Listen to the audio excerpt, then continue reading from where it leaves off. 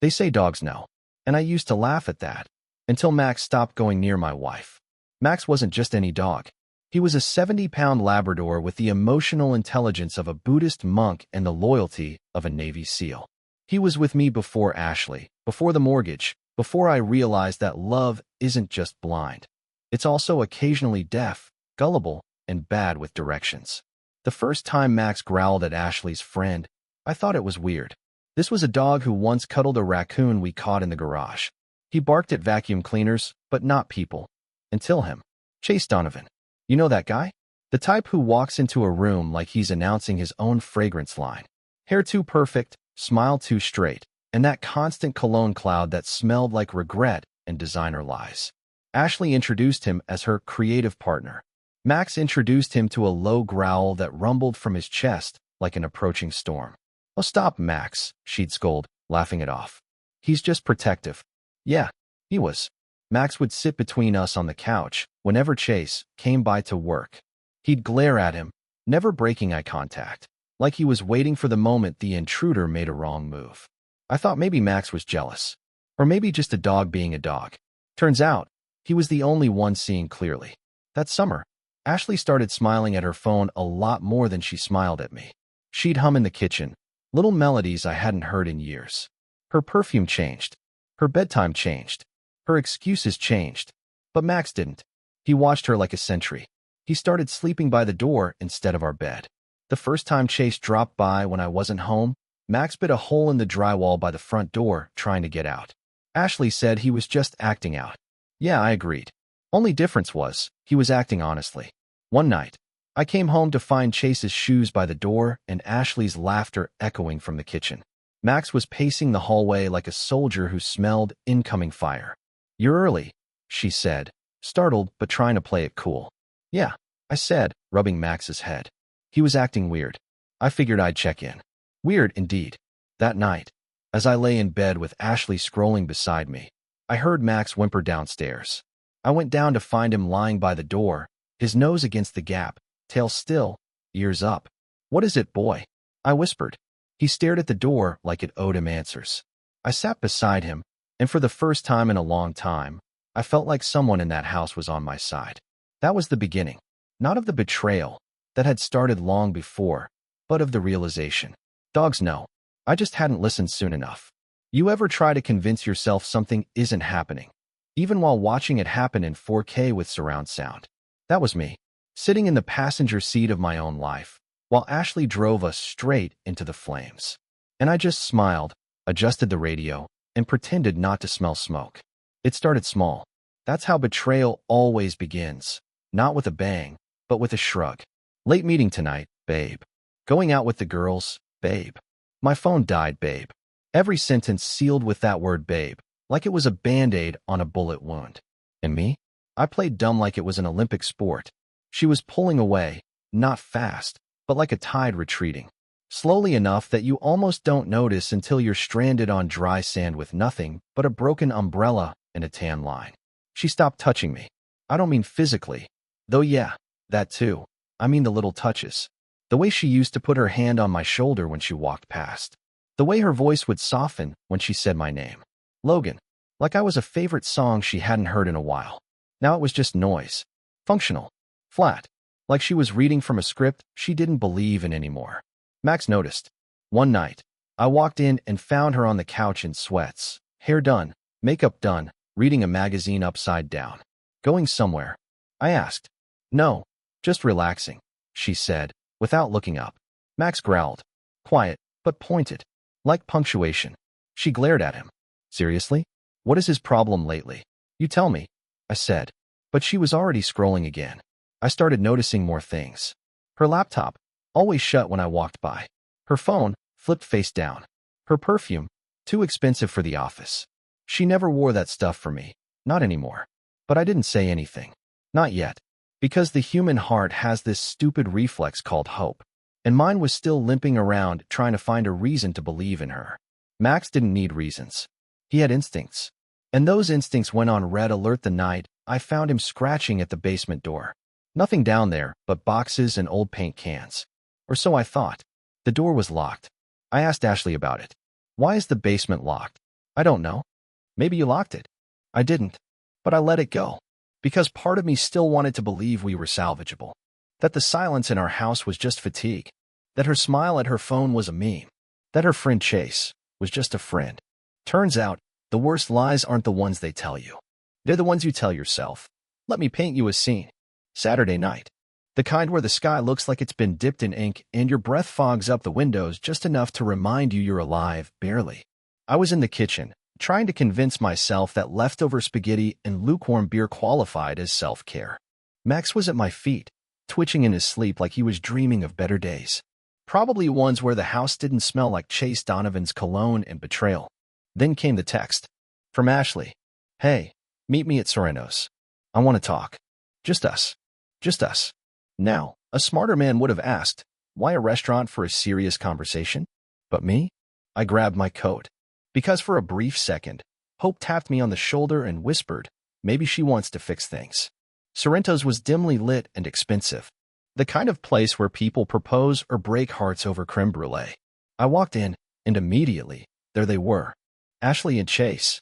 Already seated. Already smiling. Candlelight flickering off the glass of red wine she never drank at home anymore. Max was right. He always had been. Logan, she said, like I was early to my own funeral. This is Chase. You've heard me talk about him. Heard of him? Lady, I've had dreams of tossing him into traffic. Chase gave me that smile, the one gym bros wear like a badge of honor. Tight black shirt. Wristwatch worth more than my car. And that smug aura of a man who thinks owning a Peloton makes him deep. Let's make this simple, he said. You've got two options, Logan. Leave quietly, or face me like a man. Oh no. See, that's where things went sideways for him. I smiled. Not a happy smile, the kind you give when the checkmate is coming and the other guy doesn't know it yet. I stood up, looked him in the eye. You want your teeth whole or in pieces? Then I cleared the table with his face. Glasses shattered. Bread baskets flew. Ashley shrieked like she was in a soap opera. I didn't care. Chase was on the ground trying to figure out which direction was Tuesday, and I was just getting started. Security dragged me out.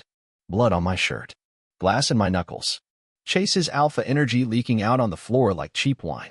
Outside, I stood in the cold. My breath visible. My life invisible. And that's when it hit me that dinner wasn't the betrayal. It was the finale. I'd missed the whole show. She'd been cheating for months, maybe years, and this was her curtain call. She didn't want closure. She wanted a witness to her upgrade. Max had known. His growls were warning shots. But now? Now I wasn't growling. I was planning. And brother, revenge was about to be served colder than the steak tartare she never let me order. I didn't go home right away. I drove around with no destination, just the steering wheel and Max's empty leash sitting in the passenger seat like a silent witness. I didn't need music. I didn't need noise. I needed space. Space to let my thoughts spread out and punch holes in every illusion I'd ever clung to. Ashley. Her voice. Her eyes. That smile she used to save for me and now passed to Chase like a free sample at a department store. Every memory felt counterfeit now, like I'd been living in a knockoff of my own life. Eventually, I parked outside a 24-hour diner, not because I was hungry, but because it was open, and the lighting was just depressing enough to match my mood. I sat in a corner booth nursing burnt coffee and watching a couple in their 20s argue about hash browns and Instagram stories. And I thought, at least they still think this is the worst it gets. By the time I got home, it was nearly 3 a.m. The house was dark, quiet, but not peaceful. Max met me at the door, tail wagging once, then dropping low. He looked at me the way you look at someone returning from war, not with joy, but with relief that they made it back at all. I dropped to my knees and hugged him like he was the last real thing I had left. Good boy, I whispered. You knew, didn't you? You tried to tell me. He licked my face once, then walked off and sat by the hallway, the one that led to our bedroom. The same hallway he had refused to walk down when Chase was over. And suddenly, I could not see it. All of it. The misplaced perfume bottle. The unfamiliar cologne lingering in the laundry room. The way Ashley had started folding her clothes again, neatly, methodically, like someone was watching. That wasn't her. That was hotel muscle memory. I walked into our bedroom. Everything was in place, two in place. The bed made with hotel corners. The pillows fluffed. A vase of white flowers I hadn't bought stood on our nightstand. And that's when it clicked. This wasn't a bedroom. It was a showroom. She was staging our life for someone else. I opened her closet. A pair of red heels I'd never seen. Tags still attached. She hadn't worn heels around me in months, said they hurt her feet. Right. I went to her vanity, picked up her tablet. She never locked it. Not because she trusted me, but because she underestimated me. And there it was. The truth. Unfiltered and time-stamped. Photos of her in a hotel mirror. Chase in the background brushing his teeth. Voice notes. Screenshots. Videos I didn't bother playing. One message stood out. It was a selfie of her pouting in bed, the caption underneath, "He's in the other room. Can't wait to be done with this lie." I stared at it so long, my eyes stopped watering. My tears weren't sad. They were mechanical, like the engine of a car overheating. Max whimpered behind me. And that's when I remembered something strange. Every time Chase came over, Max would go hide in the laundry room, the only room with no windows. The only room with the washer Ashley had started locking, claiming it, was acting weird. I went in. It smelled like bleach and fabric softener, and something else. Cologne. I pulled the washer open, empty. But then I noticed the panel beside it was slightly loose. I removed it. Inside was a small black duffel bag. It had men's cologne, a toothbrush, a t-shirt, and a hotel keycard. The label on the card read, "The Marlowe, Room 406. My breath caught. She was hiding a go-bag. That's not something you stash for spontaneity. That's something you prep for escape. She wasn't just cheating. She was moving in silence. Plotting. My phone buzzed. A message from her. "We need to talk. Tomorrow. Please don't make this harder than it already is." Make it harder? Lady, you've been rehearsing your exit like it's Broadway, and I'm the unpaid understudy. I didn't reply. Instead, I started collecting. Not my things, hers. I packed every gift I'd ever bought her into boxes. Labeled them. Returned to sender. I took down the photos from the walls, the ones where she smiled like she meant it. I printed the texts from her tablet, the photos, the voice note transcripts. I stacked them neatly in a manila folder and placed it on her pillow. Then I unplugged the Wi-Fi router. Petty? Sure. But justified? Absolutely. I slept in the guest room, Max curled up beside me like a sentry on post. And for the first time in months, I slept straight through the night. In the morning, I woke up before the sun. I made coffee. Strong. Bitter. At 8:03, I heard her keys in the lock. She walked in, sunglasses on, lips pursed like she'd rehearsed, looking emotionally drained. "Logan, we need to..." She stopped. The boxes. The folder. The silence. "What is all this?" she said, voice shaking. I took a sip of coffee. "That," I said, "is called closure. You'll find it on page 4 of the transcript, right after the part where you call me a placeholder with a mortgage." She paled. "You went through my stuff?" "No," I said calmly. "I went through our stuff. And turns out, most of it wasn't ours at all." She opened the folder.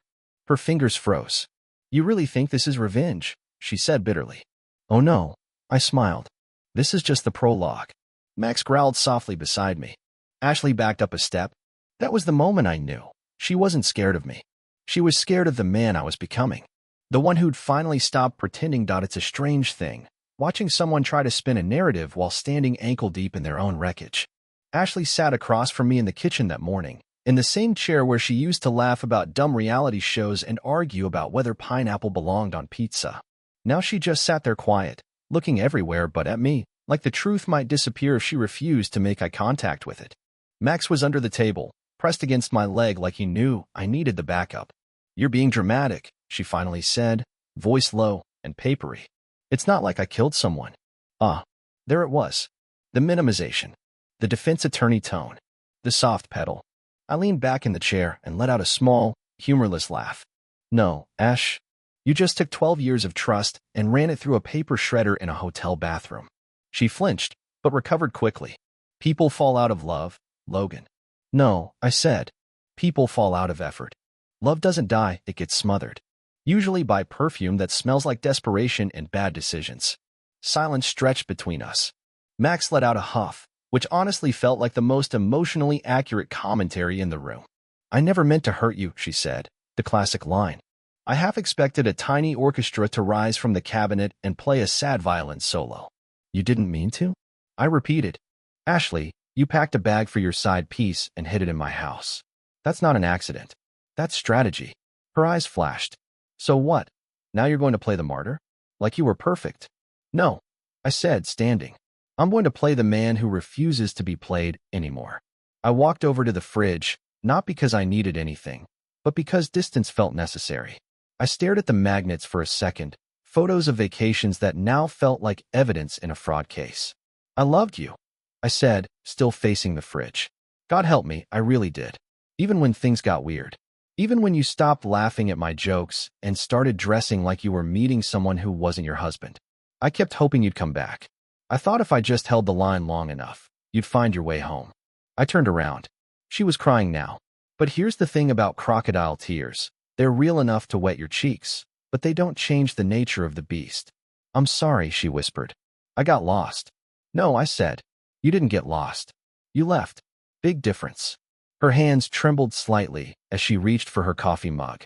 Max stood up under the table, ears alert, watching her like she was about to knock something over. And then she said something that changed everything. It wasn't just Chase. I stared at her. What? She looked down. There were others. I blinked once. Twice. The room shrank. The air felt heavier. Max growled, low, guttural. You're telling me you didn't just cheat, I said slowly. You turned our marriage into a revolving door. It wasn't like that, she rushed. It wasn't. How many? I asked. My voice wasn't loud. It didn't need to be. It was the kind of quiet that makes a room hold its breath. She didn't answer. How?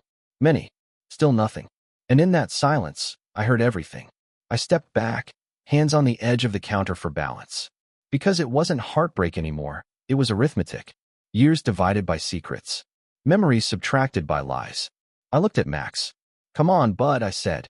Let's go. Ashley stood up fast. Wait, where are you going? I looked over my shoulder. Out.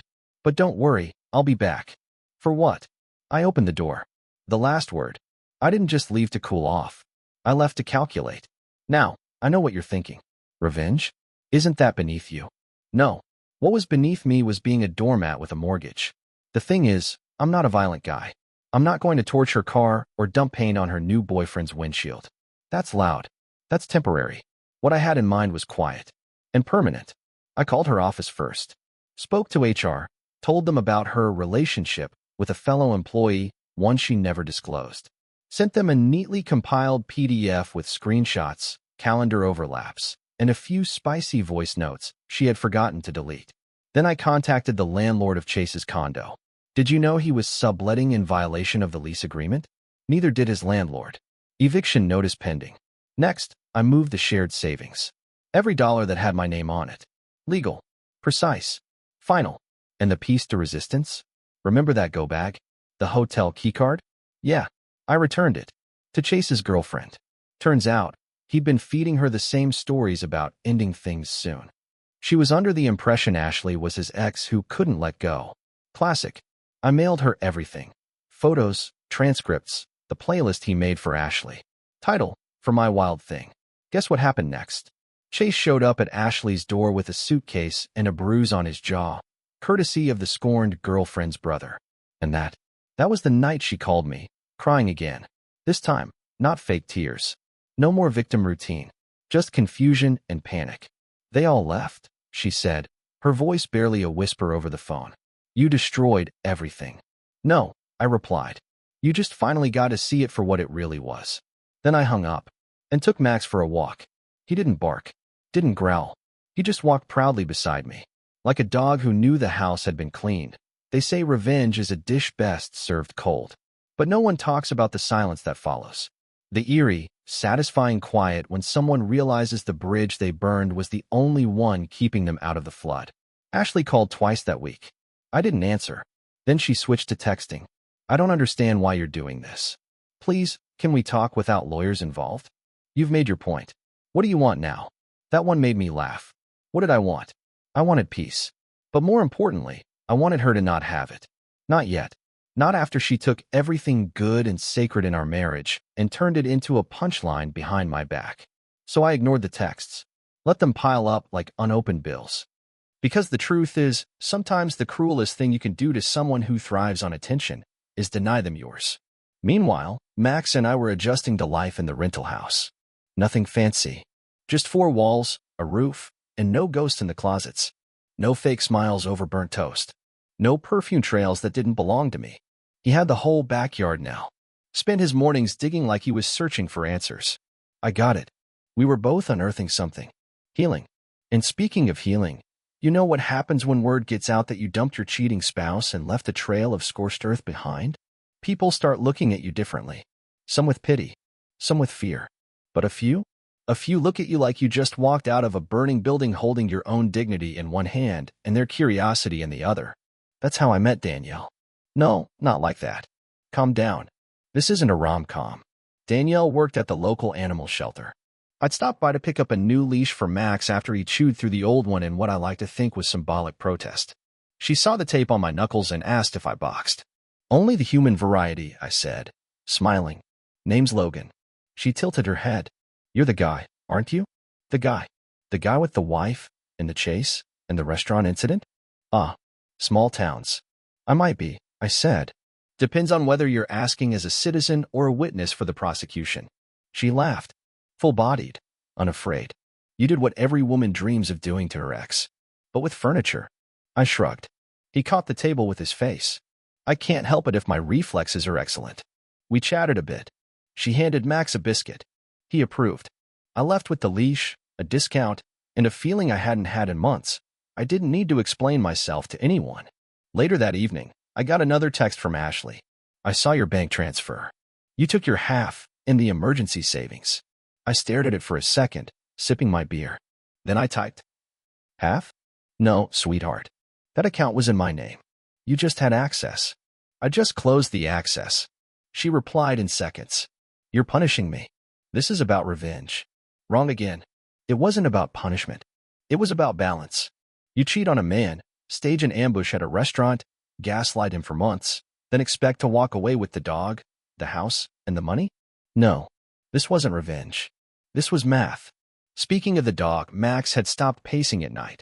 He slept again, curled up at the foot of my bed, not the front door. That alone was all the confirmation I needed that we were on the right track. But I wasn't done yet. There was still one thread left to pull. Ashley's parents. Now, before you judge me, remember, they used to love me. I fixed their porch, mowed their lawn when their knees gave out. I was the son-in-law they bragged about to their friends at bingo. So I sent them a letter. Not dramatic, just factual. A timeline, a few screenshots, a list of the men, at least the ones I could verify, and a final note. I thought you should know who your daughter really is. I hope you treat her with more honesty than she gave me. 2 days later, Ashley called me from a number I didn't recognize. I picked up, mostly out of morbid curiosity. Her voice was ragged, not performative or real. What did you do? Which part? I asked casually. My parents. They're not speaking to me. My dad canceled my car insurance. My mom blocked me. I nodded, as if she could see me. I told them the truth. You should try it sometime. You had no right. Neither did you. But we're past rights now. We're in consequences territory. Silence. Then, is this what you wanted? To destroy me? I sighed. No, Ash. I wanted you to love me. You chose something else. This. I paused. This is just the receipt. I hung up. Not out of anger. Out of mercy. Because sometimes the most brutal thing you can do is let someone sit alone with the mess they made. No excuses. No rescue. Just the mirror and the echo of what they threw away. That night, Max sat beside me on the porch. Cool breeze. Quiet street. Freedom in the air. I scratched behind his ears. We're not going back, I said. Not ever. He gave a soft grunt of agreement and laid his head on my boot. For the first time in months, I didn't feel broken. I felt done. Clean. The storm had passed. But the flood? Oh, that was still coming for her. I thought I'd seen the last of Ashley. Turns out, liars don't retire quietly. They just pivot. It started with a rumor. Apparently, Ashley had been telling people that I hit her. That I was emotionally unstable, controlling, and violent. She made herself the victim in a story she wrote with my spine. Now, I knew she was bold, but this was Olympic-level delusion. One of her old coworkers tipped me off. Said she overheard Ashley in a salon spinning her little sob story to some gullible new guy she was seeing. Poor soul didn't even blink. He just nodded sympathetically like a therapy dog with a mortgage. I always suspected Logan had a dark side, she'd said dramatically, like she was auditioning for a Hallmark thriller. So I did what any man with receipts would do. I posted the truth. No names. No threats. Just the facts in a clean, well-worded post on my socials. People will say anything when the truth gets inconvenient. For those who've heard stories about me being abusive, here's the timeline, the proof, and the screenshots. I never laid a hand on her, but I did lay down boundaries. That's not abuse. That's survival. I attached photos of the texts, the hotel receipts, the audio clip of her whispering, "You still think he doesn't know?" to Chase. By morning, the post had 148 shares. By noon, Ashley's new man had ghosted her. By evening, she deleted her socials. That wasn't revenge. That was reputation management. A few weeks later, I got a letter. Not an email. Not a text.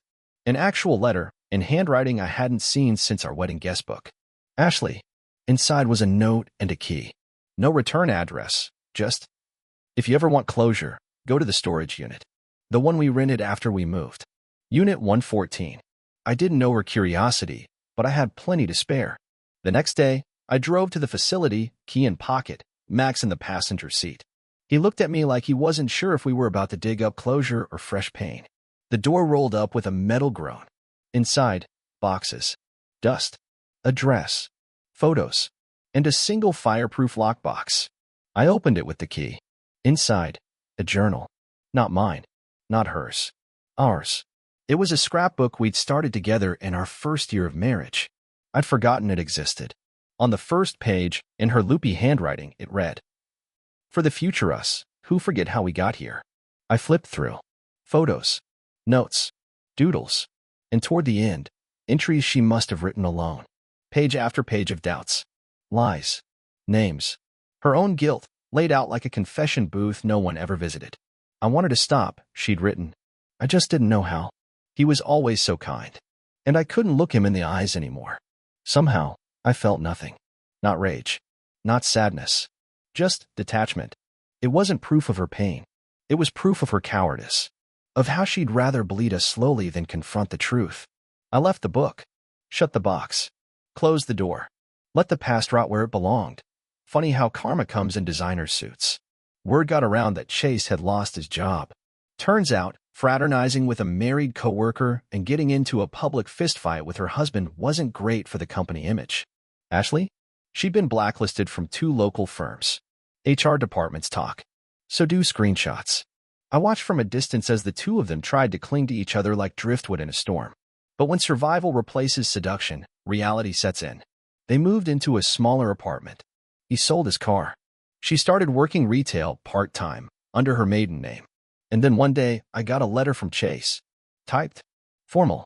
Like a cease and desist, only soaked in desperation. He begged me not to share anything more. Said his parents had seen the posts, that his little brother looked up to him. That he was trying to rebuild. I smiled reading it. Then I framed it. Sometimes a trophy doesn't have to be shiny. 1 year later, I stood on a beach with Max. The sun was setting. My hand rested on his back as the waves crashed against the shore like they were trying to wash the whole world clean. I hadn't heard from Ashley in months. Her last message, one final, half-hearted apology, had gone unanswered. I deleted it. Not out of rage, but out of mercy. Some ghosts deserve to be forgotten. I'd rebuilt myself piece by piece. Not into the man I used to be, but into someone smarter, sharper, calmer. Someone who didn't beg for loyalty, but demanded honesty. Danielle and I had stayed in touch, strictly platonic. We'd meet for coffee, walk our dogs, talk about life like people who'd seen both sides of love and walked away with scars instead of souvenirs. "Do you ever think you'll forgive her?" she asked one day. I paused. Thought about it. "No," I said. "But I'll forget her. One day. Maybe I already have." Max barked once. Like he agreed. Because dogs, unlike people, don't pretend to love you while plotting the exit. They stay. They warn you. They growl when it matters. I looked out at the ocean, smiled, and whispered to no one in particular. I won. Not because she lost, but because I'm still here. Whole. Honest. And finally, free.